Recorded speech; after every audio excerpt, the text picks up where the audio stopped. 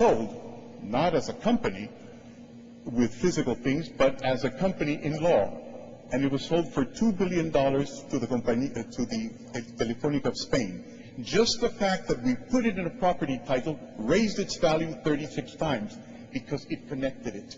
It connected it to shares. It connected it to investors. It connected it to everybody. Law connects. Today we have the possibility of a food shortage in the world. And now we know that there's 1,500,000,000 hectares that feed the world today. North America, Argentina, wherever you go. But where are we going to get the rest of the food? Well, there's over, according to the FAO, there's over 2,700,000 hectares that can produce more food. But they're in Africa, and they happen to be in Latin America. But they're untitled. In other words, nobody really knows who owns what. You send Indiana Jones and he'll find out an hectare at a time. But globally, to understand what's really going on, the problem is that nobody's going to invest unless they know who owns it or that they own it. Nobody's going to remove the rocks, nobody's going to put the irrigation systems or the roads until they feel they own it. So even the world food shortage problem is not an engineering problem. It's essentially a legal problem. And that goes for water as well. And when it refers to also money, I remember being called in by Alan Greenspan, former Federal Reserve Chief of the United States, at a certain moment where he wanted to talk to me about the book, and I said I would gladly do it if I could ask a couple of questions. For example, one question I asked was, how do you know how much money to issue, Mr. Greenspan? And he says, well, I have to see what the market does. And how do you do that? And he says, well, I go to the Chicago Mercantile Exchange, the New York Stock Exchange, and I see how many people are buying and selling, and I make sure I've got just enough liquidity for that and for the credit. I said, very good, but then what are you seeing in the Chicago Mercantile Exchange? And he said, what do you mean? I said, well, what you see is basically the exchange of legal titles. It's not like in the days that John Wayne used to take all his steer all the way up to Chicago, so you sold a cow at a time.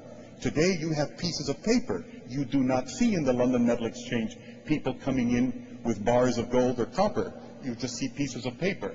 In other words, he calculates the amount of money because he knows the amount of paper that is being traded. And I said, well, what happens in a country like mine where 60% of the population owns 70% of the goods, but there's no legal title to any? How do you calculate the amount of money you've got to put into the market? And he said, now that would be a problem. So even money comes from property and property law. You can't have money in a modern country without having property. And security is the same thing.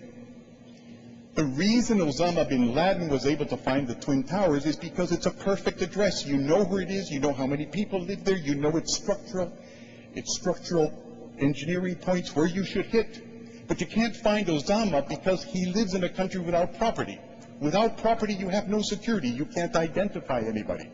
If you look at a Miami Vice program on television, it's two American cops after generally a Peruvian like myself who they're trying to find, and they go one address after an address.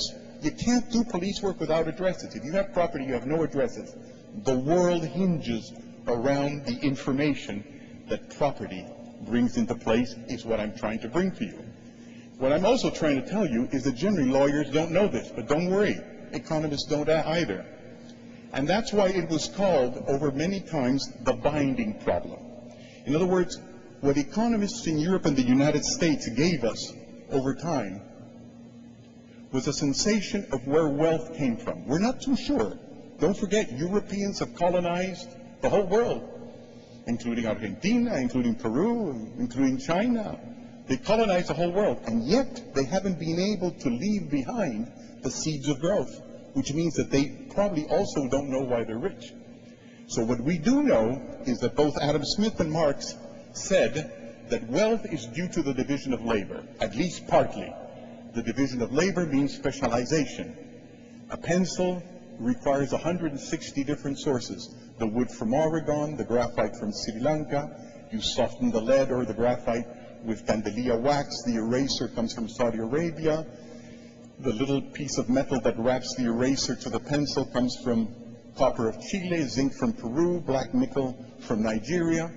All of these things make that something comes together. So the division of labor works because you have enough knowledge about the facts of where things are and how to commit people of different countries through legal instruments.